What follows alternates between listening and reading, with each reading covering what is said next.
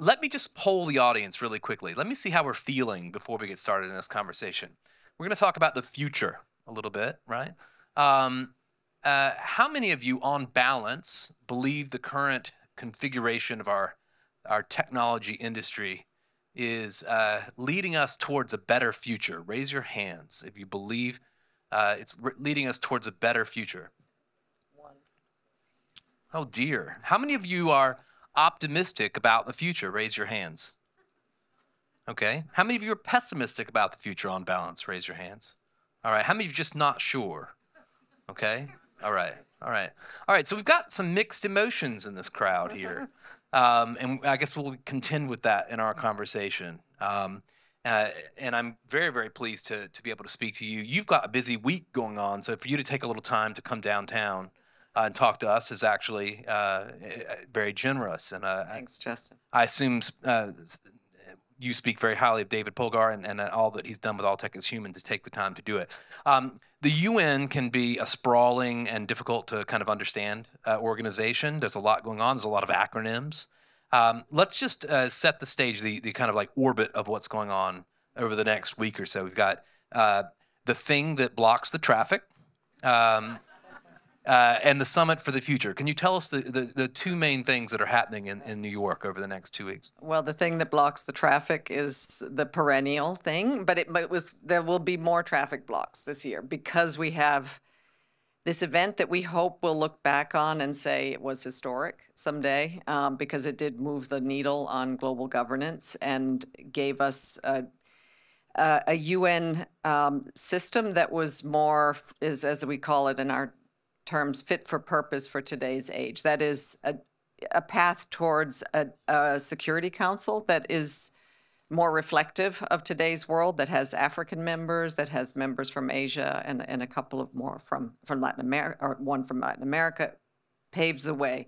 That looks at our digital and my colleague Filippo challenges. I mean, when the UN came into existence, there certainly wasn't the internet or any of the challenges we're dealing with today, and a financial system that is also more reflective of the challenges that developing countries are facing as we're trying to move into a climate economy, a green economy. And just to save our planet. So it sounds kind of wonky and dull, and it probably won't end up with headlines saying the UN has just completely transformed itself and the world is definitely going to be a better place after this summit. But it is, and also when it was conceived 2 or 3 years ago by the Secretary General, I'm going to have this summit of the future. We didn't have the Ukraine war. We didn't have the Israel-Gaza war. The geopolitical situation is very tense.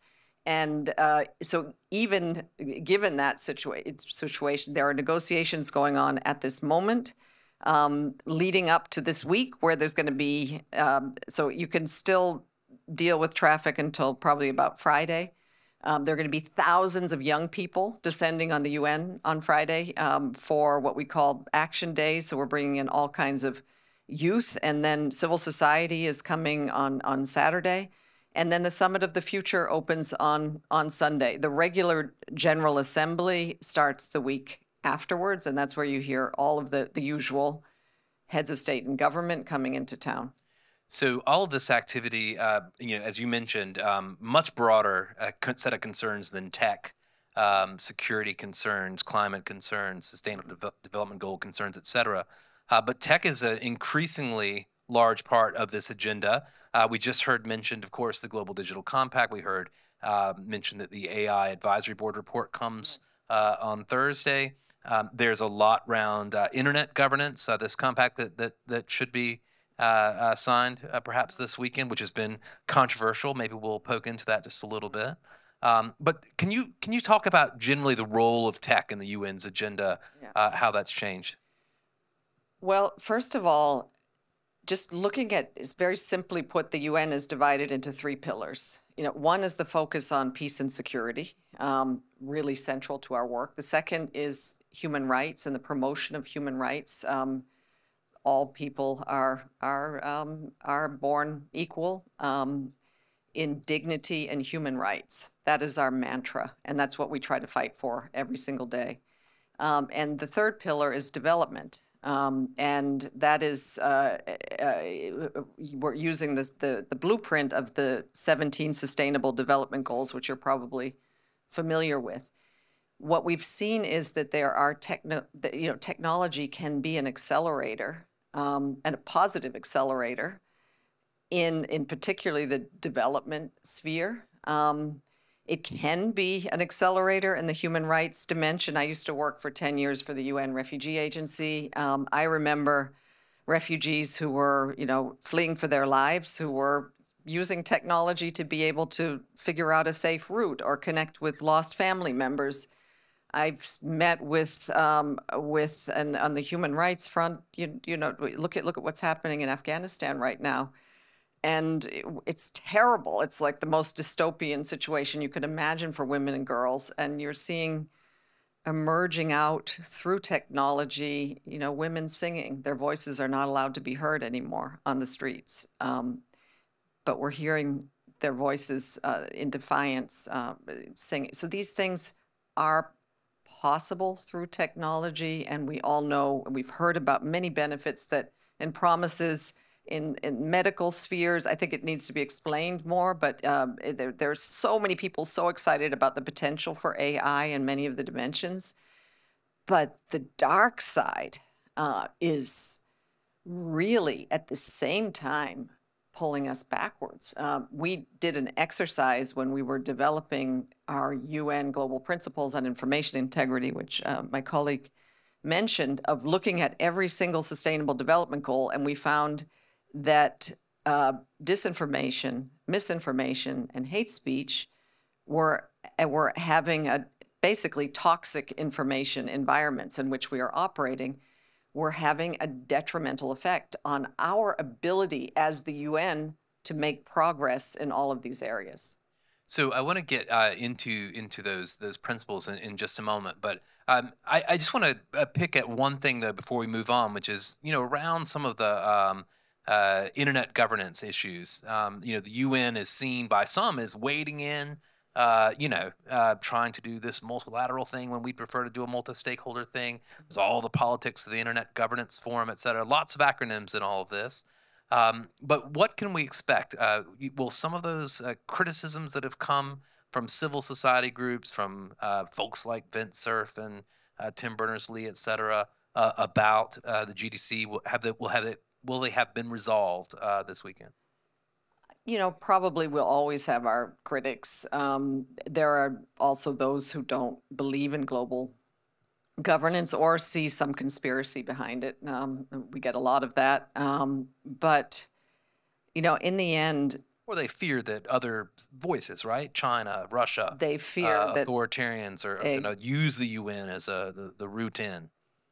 True. I think one of the things that we all need to recognize, especially in the realm of technology, AI, social media platforms, again, it's like dealing with a global pandemic or dealing with global health concerns. There aren't borders. I mean, if you can't just deal with things nationally, you have to have global cooperation to address these kinds of challenges. And this is what the UN can bring to the table. I mean, we don't sanction, companies, or we don't fine, but what we can do is convene, and we have that convening power. We can set standards, and we can foster dialogue between countries and people who are not talking to each other otherwise. Frankly, there is no other arena to do it. It's imperfect, and it doesn't always work. But what we're hearing is many, and we've done, I think our team in the Tech Envoy's office just did this global survey of AI. I don't know if they were experts, but Philippe can say that if they were experts, but yes, experts from countries all over the world. And they confirmed in this survey that they feel already very much left behind in what is advanced. Are we going to have the same thing where we have these big digital platforms, huge and able to do whatever they want in big, powerful countries, and smaller countries, poor countries, not being able to take advantage. We're trying to even out the playing field at the UN, and we're there to speak for the countries who can't. We've got these big issues, and I feel like they've really come to the fore in the last couple of weeks. Digital sovereignty versus global connectivity. The scale of these companies versus the power of nation states. We're seeing that in so many different issues, like Elon Musk versus Brazil, or other things. But let's talk about these global principles for information integrity. Sounds like a UN project, has that sound to it. This is not just about policing social media platforms, though. No, it isn't. And first, I would like to just compliment you on the interviews you've been doing with people from Brazil. There is a whole nother world out there that I think we often forget here in the U.S. because it is so all-absorbing. But Brazil, I think, is X's fourth biggest market, and that term, digital sovereignty, I think just started to come up. I think what we're seeing around the world is, wait a minute, in many countries, we can take advantage of these platforms that our citizens can use for free, but there has to be, we have to have some say here. And so I think that's what we're seeing while preserving freedom of expression and human rights. And that's linked to our UN global principles on information integrity. Yes, a very UN. You can't even imagine the different iterations and testing we've done, and it isn't a very exciting name. Well, trust me, even the phrase information integrity, I've had people argue about it endlessly on tech policy press pieces. So okay, you have to tell me. Did they conclude that it's actually a good term? At the end of the day, I think we're okay with it. Yeah. We've had those debates as well, but I still say, when we're talking to members of the public, if you just put on the label, information integrity, like my colleague Katerina said, they want to make a little book corner in the UN bookstore, books recommended by me on information integrity. And I said, nobody coming into that bookstore is going to know what we're talking about. So let's call it on our information environment. I think everybody would understand that, would they? I don't know. We try to, it is so consequential for everybody, whether it is children or parents or families or individuals or just humans. And what we found when we went through this process, the Secretary General gave us an assignment a few years ago and said, create a code of conduct on information integrity on digital platforms. And then we started to do some consultations globally. And we soon figured out, first of all, code of conduct would be awful. And that would just feed into, I'm sure, lots of, that we were going to take over the world and tell people what to say and do. So, but the point was that if we only focused on the digital platforms, then we weren't going to solve the problem. Because we try, and others are saying, focus on the disinformation actors, tell them to stop doing this. It's like, yeah, right. Really, we're going to go to state actors and say, we are in our global principles. There's a whole section reserved from governments, and one of the first sentences there says, "Thou shalt not produce and disseminate disinformation." Tell the U.S. government, right? What? No, every government. Please do not be part of the problem. But at least we have these principles. Yeah. They may listen, they may not. But again, UN principles are there for others to hold their governments to account. We have recommendations for digital platforms. They're the usual recommendations. Yeah. There are a lot of them. They are numbered A through V.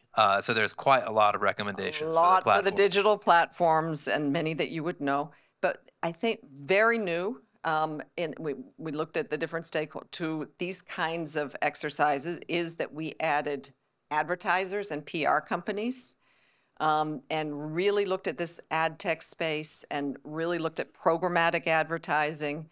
looked at the role and responsibility of advertisers, and we gave examples like climate. Do you really want to take on fossil fuel companies as your client and then put out deceptive advertising about fossil fuels when we are in such an existential crisis for our planet? Think about that. So in a way, they are also part of the information environment because they are producing content and they are putting it into the information ecosystem, and they're leading people astray, and they're influencing governments in bad ways. So that's the other. And then I think there's another one that's important, and that is the media and journalism. Now, it's very easy to say media. One of the things I just want to say is public interest media are an important pillar of a healthy information ecosystem. But you can't just say any media. We know we have many media who are not important pillars of our information ecosystem in a healthy way. But it is the media that are working in the public interest. We need to support them. They need to be better funded. We also say, please live up to there are many journalistic standards that we have. What we're seeing in other parts of the world, it's bad enough here in the US, we talk about news deserts that have resulted from the financial models collapsing when social media kind of took over the feed, and the whole story. But in some countries in the world, it's been an extinction event. The independent media that were already kind of teetering on crippled legs are falling down, and this is the vacuum is being filled by disinformation actors who are mastering the social media platforms in very fragile spaces. So I want to ask about what the UN's role is in securing a healthier information ecosystem. And when you get into that part, there is a whole part about what the UN will do, and there's stuff in there around advocacy, around capacity building, around bringing people to the table. But one of the things that I wanted to kind of key in on a little bit is that you must develop agile communication strategies. That's your job, right? Yeah. So you have to do that. I was thinking about this in particular.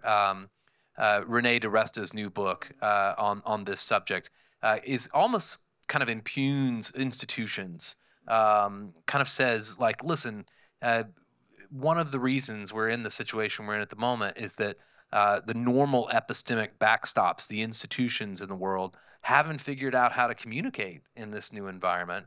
They haven't figured out how to deal with bad faith actors. They haven't figured out how to put up with the kind of thing that Nina Jankowicz was describing earlier, or that many of the other colleagues have described here earlier.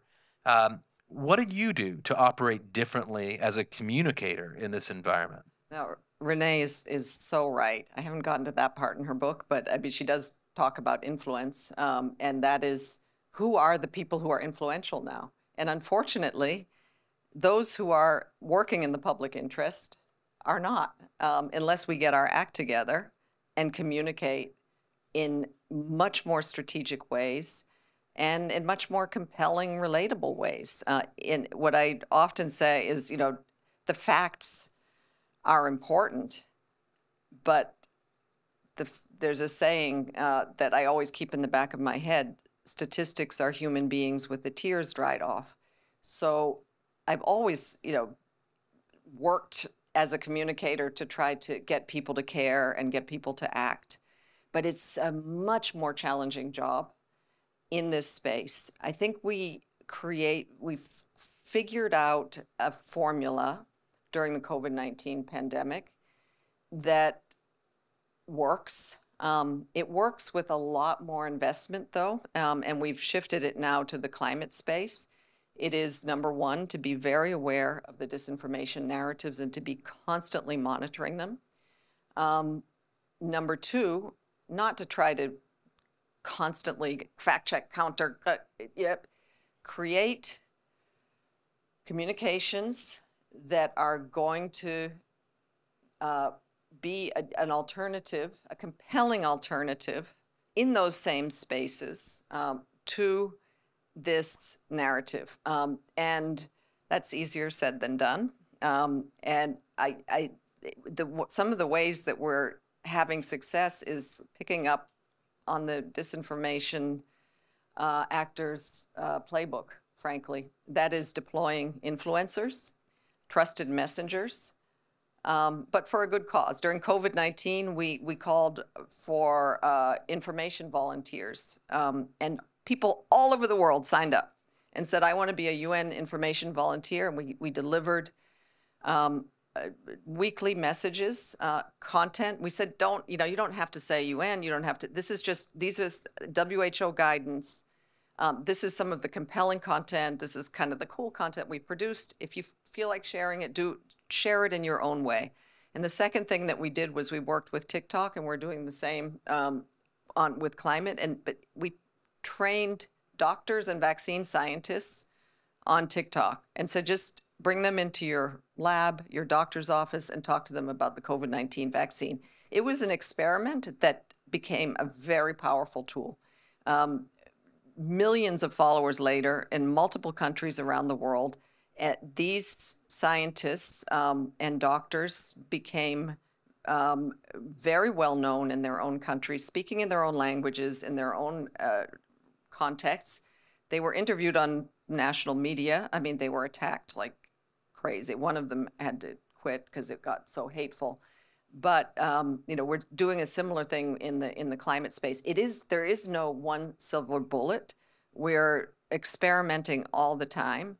We're using our teams from all over the world, and also giving this kind of loose guidance of content, a menu of things, because we can't from New York dictate how people would receive information or be receptive to information in a local context. But we're like, please take this and go with it. And so, yeah, we've had to become more savvy. We have to retrain our people. We have peacekeeping operations in many parts of the world. They're really excellent at working on radio, and that's still really important because most people still receive their information from radio. But also social media is becoming really big. So how are you going to, with the same number of people, with the same budget, adapt your strategy and reach those people while listening to those, people who are trying to turn the population against you, and tell them, sorry, that's not who we are. So anyway, yes, we are. We're trying. It's a struggle. Sure. And it would require many more resources. Last point on that too. I mean, we try to work with the social media platforms. The UN is a source of credible, reliable, factual information. We run a UN News. We run huge social media accounts. It is a struggle on these platforms to get in anyone's feed.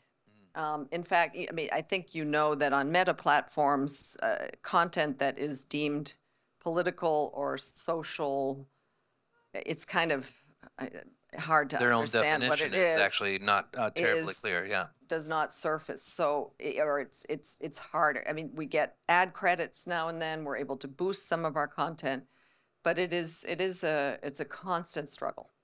Mark Zuckerberg is done apologizing, I read, for his involvement. I saw that too. Roles. Yeah. Okay, so I'm going to ask you just a couple more things. David, how much time have I got? I've got like just a few minutes, 5 minutes, 6 minutes. Okay. So a hard question, and then maybe a question that gets to that kind of concern over the future that some folks have in the room.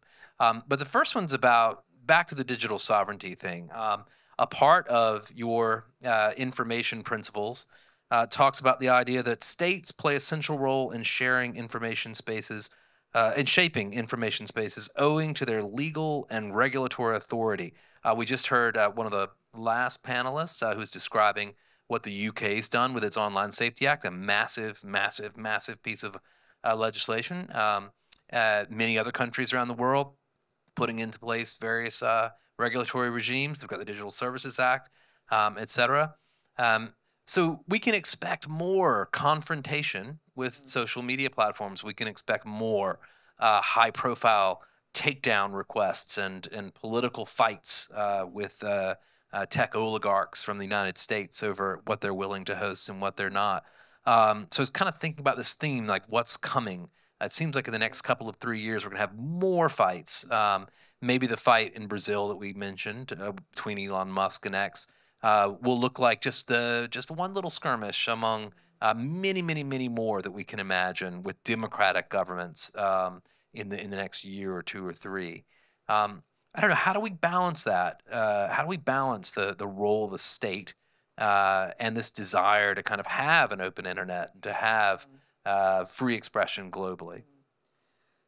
Well, I know. I think it's a good question. It's a tough question because we're also on the human rights side. We see some states using certain things as pretext to kind of shut off the internet entirely, or jail people who are activists who are expressing themselves on social media. So it is a balance, and I'm not talking about the UK in that context at all. I think some of these. Not yet. I know, and I think where we're going to converge is around children, and that's, I think the UK also has really important legislation, a Child Safety Act. I think here it's probably the only thing that can get bipartisan agreement potentially.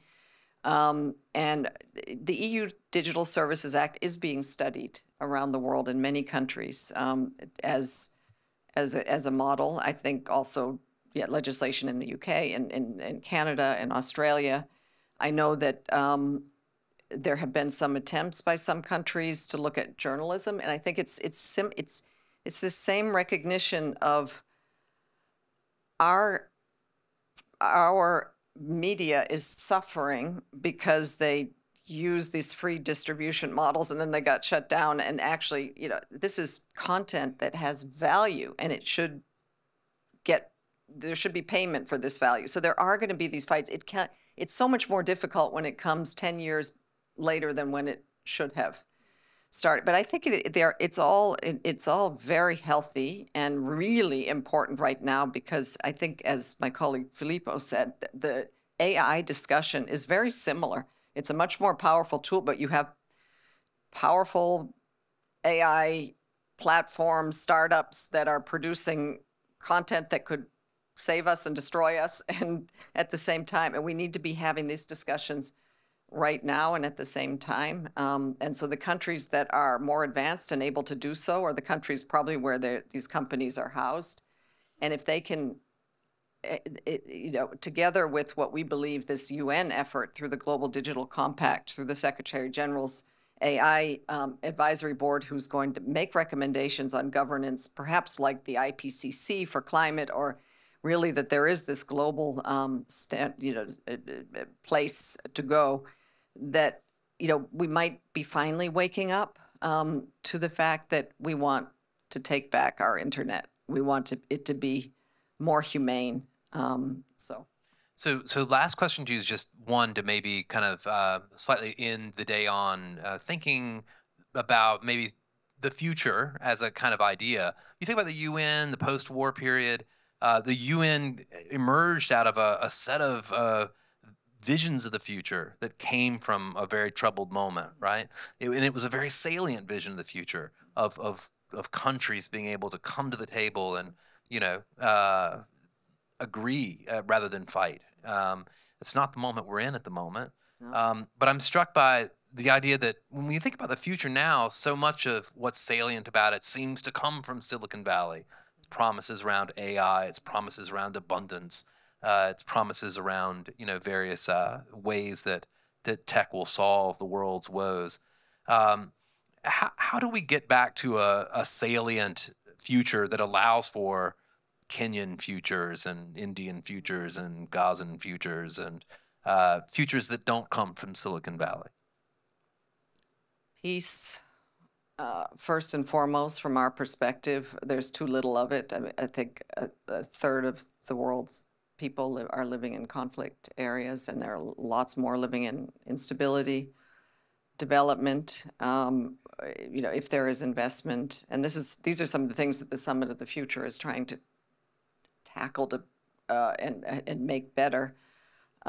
If there is that investment, then there's not a technological solution to stopping wars or to creating, to stopping climate. Maybe some people say we can cool the earth with some technology. Let's try, but but we need to come together and boost up those who have been left behind. If there are advantages being created, I mean, we see it in like vaccines. I just heard today, I was at a meeting, you've heard that monkeypox is spreading, a horrible, horrible virus. There's a vaccine. There has been one for a year. And same old playbook that the countries that are suffering the most in Africa, where it's spreading the most, are not getting access to the vaccine. This is where the UN comes in, pushes for it, tries to get ready for the next pandemic, and tries to make sure people represent those populations around the world who have the least responsibility for the mess that we're in, but could benefit us all if we can help them.